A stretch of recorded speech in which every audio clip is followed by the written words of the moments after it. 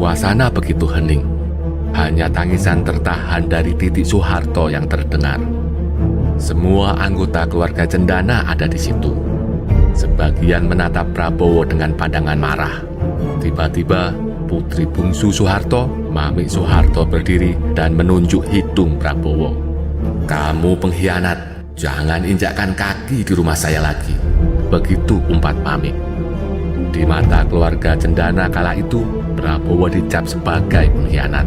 Dia dianggap sebagai jenderal yang ingin melengsarkan presidennya sendiri. Prabowo membela diri tapi sia-sia. Bahkan permohonannya untuk sekedar mempertahankan rumah tangganya pun gagal. Pak Harto berkata dengan tegas kepada Titik putrinya, "Tinggalkan pengkhianat itu." Tangis Titik pun pecah memenuhi seantero rumah. Akhirnya Prabowo dengan lunglai berjalan keluar sambil berkata kepada istrinya, "Jika tidak denganmu, juga tidak dengan siapapun. Cinta ini berawal darimu, maka habis juga denganmu." Seiring keluarnya Prabowo, konon Pak Harto kembali berucap, "Kembalilah kemari kalau kamu sudah bisa menyamai aku." Assalamualaikum sedulur.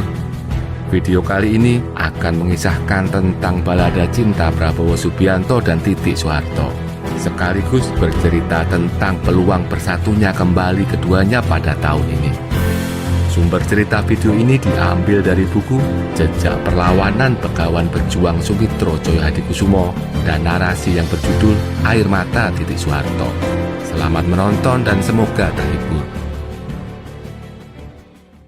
Prabowo Subianto dan Titik Soeharto pertama kali bertemu ketika Titik menjadi murid Sumitro Djoyohadikusumo, dosen Fakultas Ekonomi Universitas Indonesia. Keduanya sama-sama jatuh hati dan memutuskan berpacaran. Menurut Sumitro, Titik bukanlah pacar pertama Prabowo. Sebelumnya, sang anak pernah berpacaran dengan seorang gadis Jogja, tapi putus karena kesibukan tugas militer. Sampai suatu hari, Prabowo meminta izin kepada Sumitro untuk mengenalkan seorang teman wanita. Prabowo cuma berkata bahwa pacarnya itu adalah salah satu murid ayahnya. Belakangan diketahui sang murid itu adalah Titik Soeharto. Sumitro pun berpesan khusus kepada putranya, "Kalau kali ini kamu tidak serius, payah deh kamu." Begitu kata Sumitro. Setelah itu, Prabowo bergerak cepat dan memperkenalkan putri Soeharto itu kepada neneknya. Pada kunjungan awal, nenek Prabowo belum tahu siapa sebenarnya Titik Soeharto. Dia hanya mengira Titik adalah anak Jogja yang kebetulan sedang kuliah di Jakarta. Sampai kemudian pada kunjungan kedua, kemenakan Sumitro justru mengenali Titik dan memberitahu kepada ibunda Sumitro bahwasanya teman Prabowo itu sebenarnya adalah putri Presiden Soeharto. Sang nenek pun terperanjat. Semenjak itu, sang nenek berubah sikap. Bukannya tidak setuju, tapi sang nenek sangat anti budaya feodal. Dia tahu benar bahwa Ibu Tien Soeharto berasal dari kota Solo, dari Keraton Mangkunegaran yang terkenal sangat feodal. Ini tentu sangat berbeda dengan budaya nenek Prabowo yang sangat egaliter. Namun baik Sumitro maupun ibunya sesungguhnya cukup tertarik dengan kepribadian Titik yang dinilai sangat rendah hati dan sopan. Sampai kemudian pada sebuah upacara di Istana Negara, Ibu Tien Soeharto mendekati Sumitro. Dia berbisik-bisik soal kedekatan Prabowo dan Titik. Ibu Tien ingin hubungan anaknya dengan Prabowo ditingkatkan ke level yang lebih serius. Sumitro saat itu masih bingung. Dia bertanya kepada Prabowo mengenai keseriusannya. Prabowo pun menjawab, "Ya, nanti saya lamar." Prabowo pun terkejut saat diberitahu bahwa ia tidak boleh melamar sendirian. Tapi ia harus datang dengan seluruh keluarga besar. Singkat cerita, keluarga Soeharto menerima lamaran keluarga Sumitro dengan baik dan penuh hormat. Ibu Tien kala itu terlihat sangat berbahagia. Prabowo dan Titik menikah pada 8 Mei 1983 di Taman Mini Indonesia Indah setelah 2 tahun berpacaran. Pernikahan digelar dengan adat Jawa dan sangat meriah. Saat menikah, Prabowo berumur 31 tahun, sementara Titik 23 tahun dan masih berstatus mahasiswi semester akhir. Setahun kemudian, atau pada 22 Maret 1984, mereka dianugerahi seorang anak laki-laki bernama Ragowo Hedi Prasetyo atau yang akrab disapa Didit Prabowo. Waktu berlalu dengan cepat. 15 tahun setelah pernikahan, Indonesia dirundung krisis ekonomi parah. Di seantero negeri, marak demonstrasi mahasiswa yang meminta Soeharto turun dari jabatan presiden. Prabowo yang kala itu menjabat sebagai Pangkostrat diminta untuk mengamankan negara, terutama mencegah aksi sejuta umat menduduki Monas pada 20 Mei 1998 yang digalang oleh Amin Rais. Dengan pendekatan persuasif, Prabowo berhasil membuat Amin Rais membatalkan rencana menduduki Monas. Masih di tanggal 20 Mei, usai bertemu B.J. Habibie, Prabowo datang ke Cendana. Dia ingin melaporkan keberhasilannya dalam meredam aksi pendudukan Monas kepada Pak Harto. Ternyata, di ruang keluarga sudah ada Pak Harto bersama anak-anaknya dan ditemani Panglima ABRI Jenderal Wiranto. Semula Prabowo ingin bergabung, namun Tutut dan Mamik Soeharto menghalangi.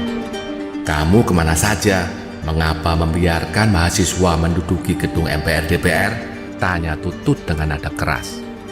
Prabowo dengan sengit balik bertanya, "Apakah saya harus menembaki mahasiswa itu agar tidak menduduki gedung MPR DPR?" Keluarga Cendana tambah meradang. Mereka beranggapan Prabowo punya agenda tersembunyi. Prabowo dinilai telah berkonspirasi dengan B.J. Habibie, Amin Rais, dan para reformis lain untuk melengsarkan Soeharto. Mamik Soeharto dengan amarah membuncah kemudian menunjuk hidung Prabowo dan berkata, "Kamu pengkhianat, jangan pernah menginjakkan kakimu di rumah saya lagi." Titik Soeharto yang ada di dalam ruangan hanya bisa menangis kencang melihat suami terkasihnya diamuk oleh keluarga besarnya. Prabowo terpaku, dia merasa telah difitnah habis-habisan. Di luar dia dianggap sebagai antek keluarga Cendana, sementara di dalam dia dianggap sebagai pengkhianat. Apalagi setelah itu Pak Harto memberikan perintah yang mengagetkan. "Tinggalkan pengkhianat itu," kata Pak Harto kepada Titik. "Kembalilah kemari kalau kamu sudah bisa menyamai aku," ujar Pak Harto kepada Prabowo.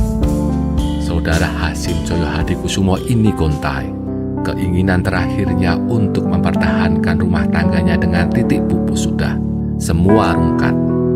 Dengan diiringi tangisan Titik yang tak kunjung berhenti, malam itu Prabowo pergi meninggalkan rumah keluarga Cendana dengan hati terluka.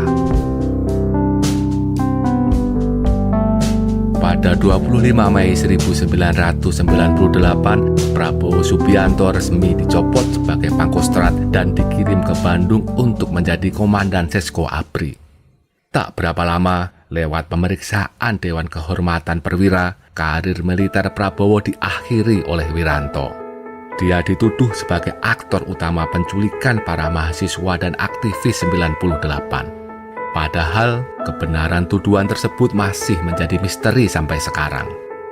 Karena tekanan politik yang begitu dahsyat dan fitnah yang bertubi-tubi, Prabowo akhirnya pergi meninggalkan Indonesia. Dia menerima ajakan teman karibnya, yakni Raja Abdullah dari Yordania, untuk tinggal di sana. Seiring kepergiannya ke luar negeri, biduk rumah tangganya dengan Titik pun makin rapuh. Dan akhirnya pada tahun 2000, Prabowo dan Titik dipaksa bercerai meski keduanya masih saling cinta. Perceraian keduanya tidak terendus media massa dan tidak ada kisruh pembagian gonogini. Meskipun sudah bercerai, Prabowo Subianto dan Titik Soeharto tetap menjaga hubungan baik dan silaturahim. Keduanya masih sering bertemu dalam berbagai kesempatan, baik yang bersifat pribadi maupun politik. Baik Prabowo maupun Titik juga tidak saling menikah lagi usai lebih dari 25 tahun bercerai. Keduanya masih menyimpan kenangan indah dari masa lalu. Mereka juga masih saling mendukung dan menghormati satu sama lain. Kini, setelah Prabowo sukses memenangi pemilihan presiden 2024, akankah keduanya kembali rujuk? Dalam sebuah sesi wawancara dengan Aiman pada 2015 lalu, Titik memberikan jawaban tentang peluang rujuk. Titik menjawab bahwa belum ada niatan untuk rujuk. Buat apa? Kata Titik. Toh keduanya sampai sekarang selalu berhubungan baik dan saling mendukung dalam setiap kesempatan. Keduanya juga bisa membesarkan Didit bersama-sama meski tidak berstatus suami istri. Tapi itu jawaban 10 tahun lalu ya sedulur.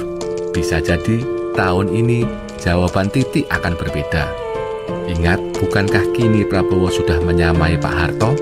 Sebuah syarat yang diminta Pak Harto kepada Prabowo jika ingin bersatu lagi dengan putrinya. Dengan memenangi pemilihan presiden 2024, Prabowo sudah selevel dengan Pak Harto, yakni di level pemimpin negara. Mari kita tunggu kabar baik dari keduanya.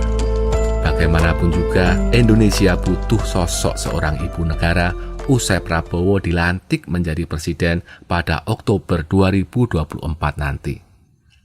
Terima kasih sudah menonton. Wassalamualaikum warahmatullahi wabarakatuh.